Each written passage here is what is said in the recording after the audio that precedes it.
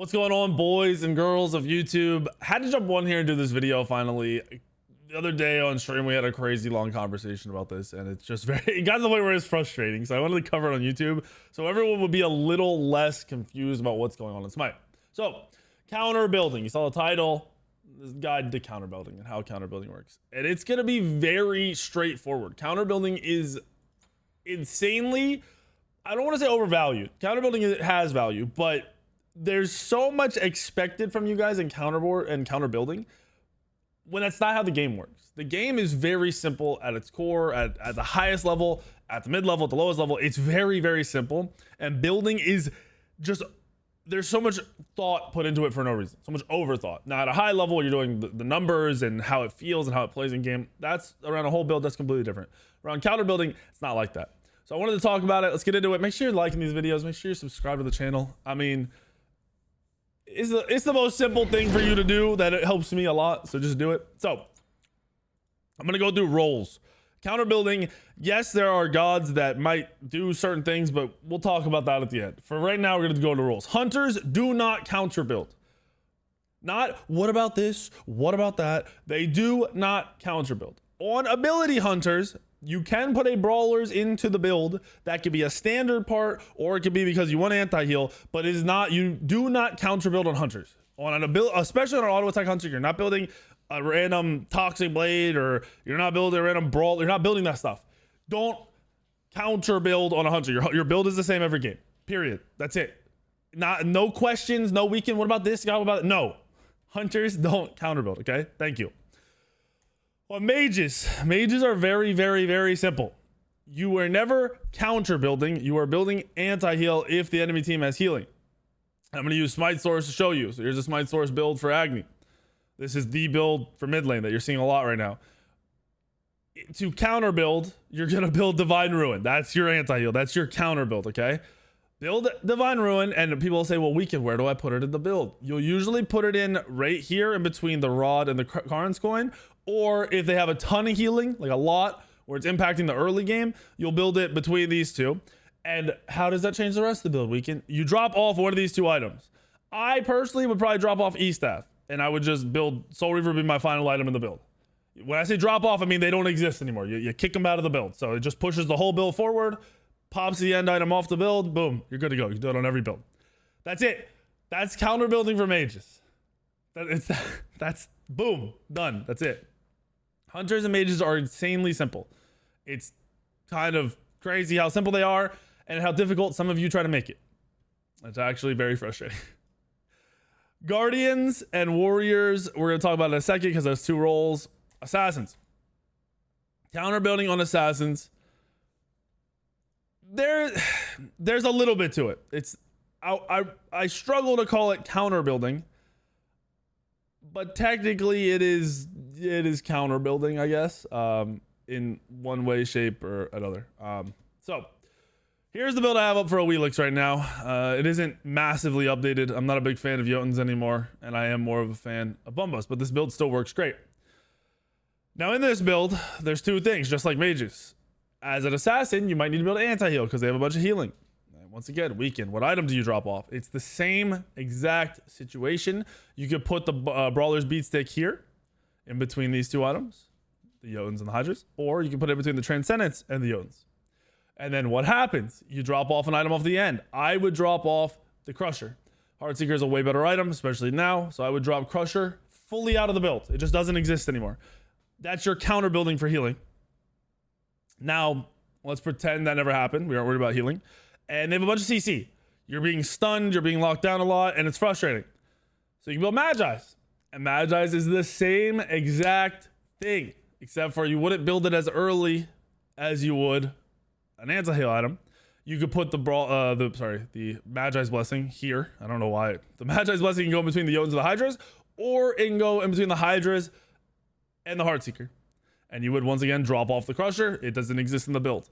The reason you're doing this, same with the mages, you're dropping off the extra damage builds or the extra damage items, is because they aren't super core to the build. Having CDR early is usually core to most gods, especially ability gods. Having pen early, flat pen on Jotuns or percent pen, value, where in the mage build, the last two items don't have percent pen. In the jungle build, they do. And then you have to look at what the item's giving. So for assassins, Crusher is a little bit better earlier than it is late, but it's not bad late. Heartseeker just gets better and better the later the games goes. So Heartseeker is a much better item to keep in the build than Crusher is. So that's why I like to drop off the Crusher. And in the mage build, I like to drop off the E-Staff. And that's it. That's counter building. There's no more to it. You don't need to build any kind of, random defense items. None of that stuff matters if you aren't going a full hybrid build, okay? If you aren't going the tankier hybrid build. Now, since we are talking about assassins, I do want to talk about the hybrid build because it's we're in the conversation. It's tanks right now. Tanks are the meta. So here's the Pele. Here's the tank jungle build that I like a lot. That feels really good. I'll pull it up. Personally, if you're trying to carry your rank games and you're trying to carry games in general, just go damage builds in the jungle. Don't build these hybrid tank builds. If you are playing with a good teammate or you have, the players in your match are good, then hybrid builds gain, that's where their value peaks.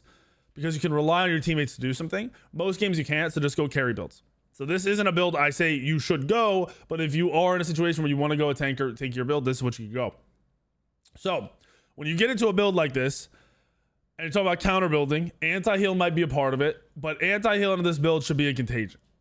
That's it. You could drop the Dawnbringer for contagion, or you could drop the Archdruids. This Archdruids is extra. It's similar to the Soul Reaver, similar to the E-Staff and Mages, similar to the Heartseeker, similar to the Crusher in Assassins, and it resembles more like the Crusher because you can just drop it out of your build for whatever you need.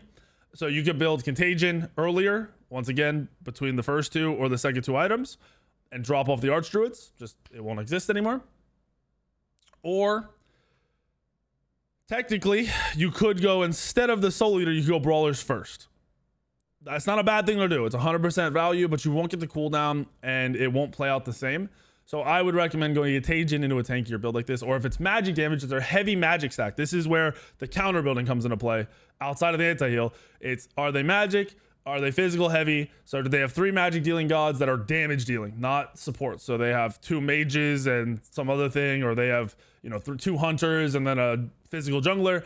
That's where you start looking at which one do you build. You build Contagion if there's more physical damage. You build Pestilence if there's more magical damage, and you put it in between these two, or in between these two, Archdruid falls off. Okay. You shouldn't need Magi's when going these builds, so we're not going to cover too much Magi's. You're so tanky that in reality the Magi's isn't as valuable, so you don't need to go. It's Magi's is a much better item into a damage build. It just gets immense value in that situation. So that's really counter building. Now there's other items. There's, if they have a bunch of auto attack gods, you could look. You won't go Witchblade in this build because you are going into the Pridwin. The Glorious Pridwin's pretty core to make sure you do enough damage, but you might go into a Midgardian Mail, which is the item when they attack you, it slows their attacks, slows them. So if they have a bunch of AA gods, auto attack gods, Hunters, Baka, Kali, those kind of gods, you might throw that into this build. Once again, drop off the Archdruids, put the item in between the 3rd or the 4th slots, in between here. It's just like putting in that Magi's Blessing or putting in those extra items. Everything follows the same rule. It's not a crazy rule to look at, or you don't need to overthink it. I'm telling you, like, this is the Mage rule, 1, 2. This is the Assassin rule, 1, 2. This is the Hunter rule, 1, right? Super, super easy to follow. So this is what I would just be looking at for my counter builds as an Assassin, right? If you are playing solo or support, you're playing Warriors or Guardians, this is where everything gets a little bit more, I won't say chaotic. There's more counter building involved. It's where you actually have to, if you want to, if you're trying to big brain, you can actually big brain a little bit, right? So as a support, you're going to be going into your Sentinel's Gift most of the time. And then your first item now is almost always going to be Thebes again, because it's just better. It's compared, after all the nerfs, it's a better item. So you're seeing these a lot. Once you get to these two, the build is open to what you want to do. All right, as a sport, it is fully and freely your choice of what you want to do. Certain gods have certain items that they like. So if you're a healer, you're a Terra, you're a Yamoja, then you might go into the healing Lotus Sickle, right? That's not what I'm talking about when the build's open to you. This is more core. You're still core of that situation. Where we're talking about you do what you want to do, you can start getting selfish and play around yourself, or you can play around counter building. Since we're talking about counter building, that's what we're gonna look at. So items like Contagion and Pestilence in this slot, if they have heavy healing as a support, you don't get your full build online very often. You're usually around 2 to 3 items, sometimes 4 when the big boys in the lobby, the people that are farming well, are full build. So building your anti-heal as early as possible without affecting that Thebes is massive. So you're either going the Contagion there, or you're going into the Pestilence there, right? Once again, if they're heavy magic damage, Pestilence. If they're heavy physical damage, Contagion. For the support role. Then we get deeper into the builds. Are you looking to do damage? That's fine. Are they looking to kill you? This is where we're talking about counter building. So Pridwin is very valuable on almost every single Guardian. Now, if they're trying to kill you, counter build to this Reverent Pridwin. It's going to give you a fat shield, so you're unkillable. This is the 200% defense shield. So this is what I'd look at going if you're trying to live. I wouldn't go the other one unless you're looking to go damage. If you're playing a support and you're looking to go damage, you're not counter building, you're playing the selfish build. It's different. Realize that. This is where if you're trying to counter build on big brain, this is what we're talking about. We're not talking about you going into the Sunder and just Glad Shield and full damage build. That's fine. I like that build better, but this is if you're trying to counter build. So if you're trying not to die, Pridwin.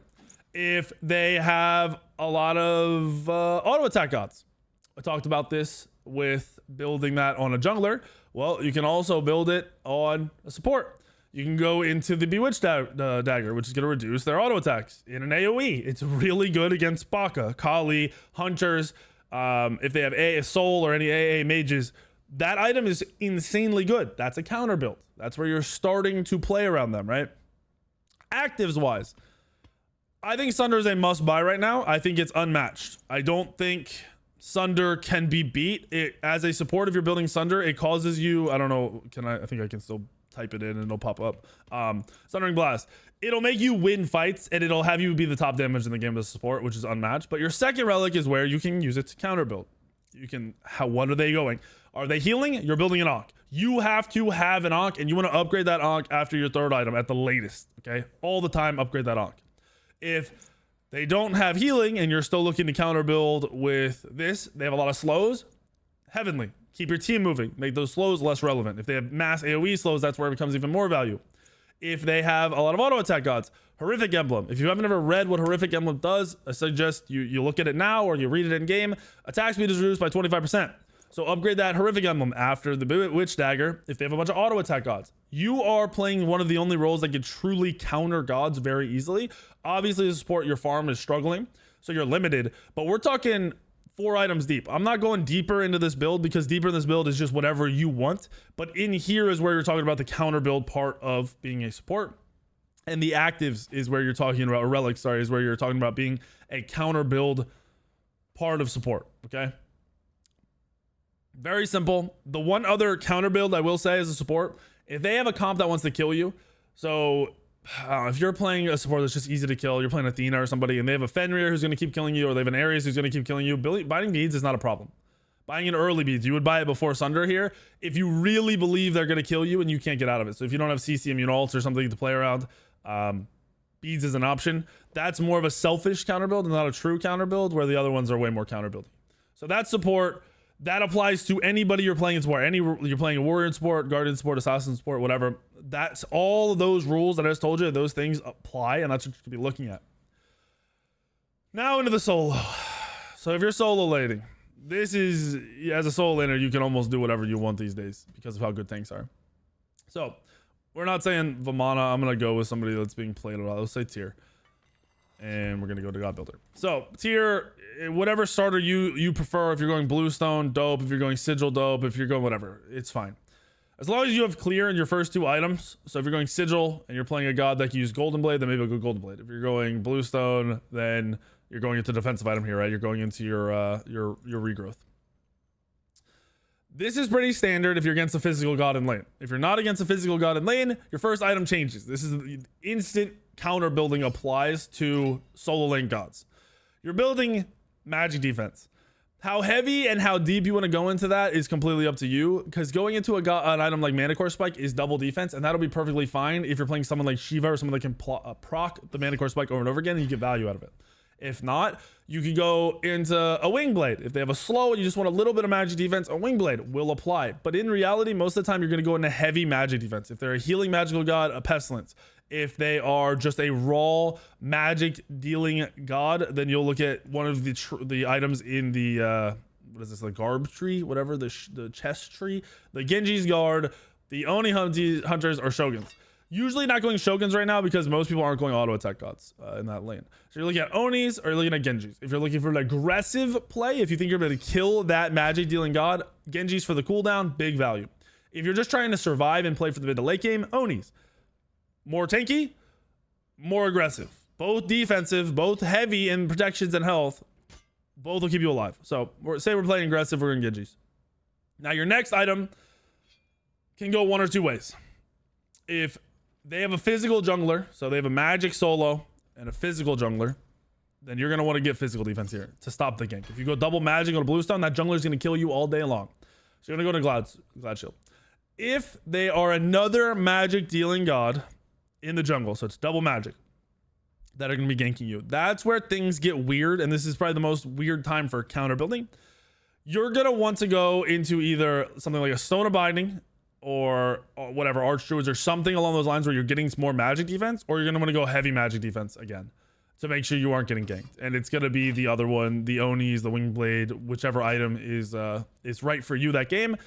If you aren't sure that Stone of Binding, but you can proc Stone of Binding is going to be big here. Then you're going to go back into the normal build, your Glad Shield. If you can proc Pridwin, you're going to want that Pridwin.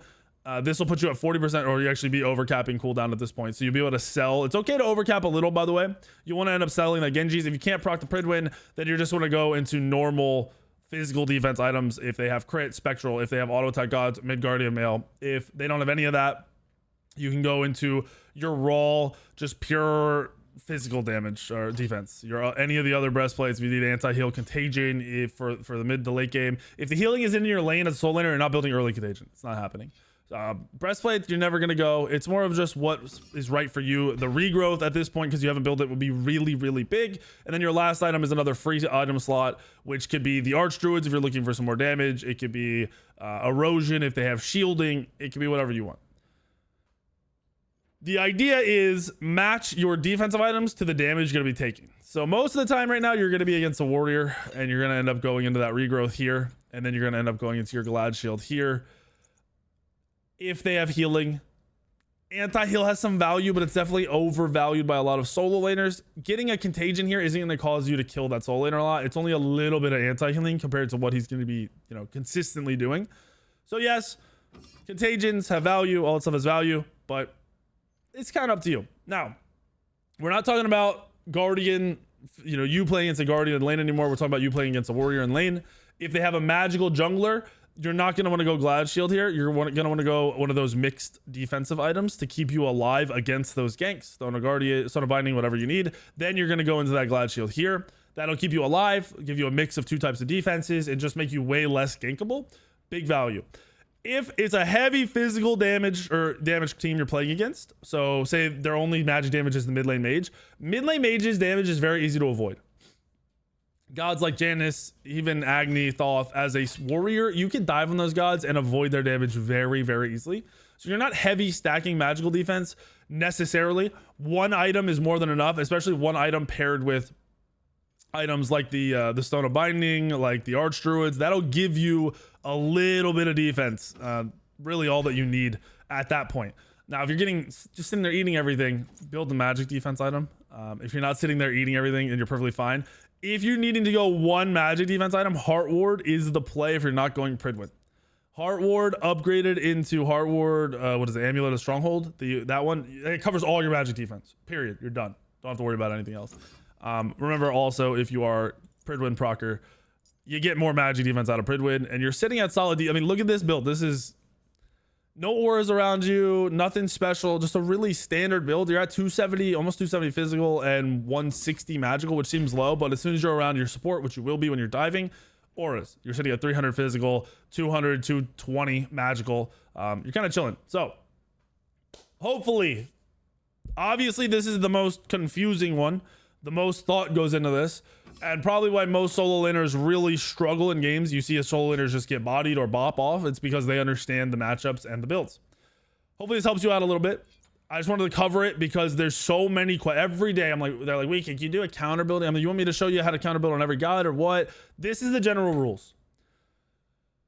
Hopefully this is what you guys needed. Now I understand past this is counter matchups. I can't do counter matchups for every single god. It's not possible. That's why we use Smite stores to have a little list of at the bottom. It shows what gods are, Bellona's good against these gods, Bellona's bad against these gods. That's kind of the idea to help you guys out. Obviously not a lot of information there, but that's something you need to learn matchups wise by playing the game, trial and error. If you guys like the video, hit the like button. If you guys want more of these learning, teaching videos, I'm on it. I got you. Just let me know what you want, what you need, and if you want it. Hit the like button, make sure you subscribe, and I'll see you in the video later tomorrow, the next day, and the next day.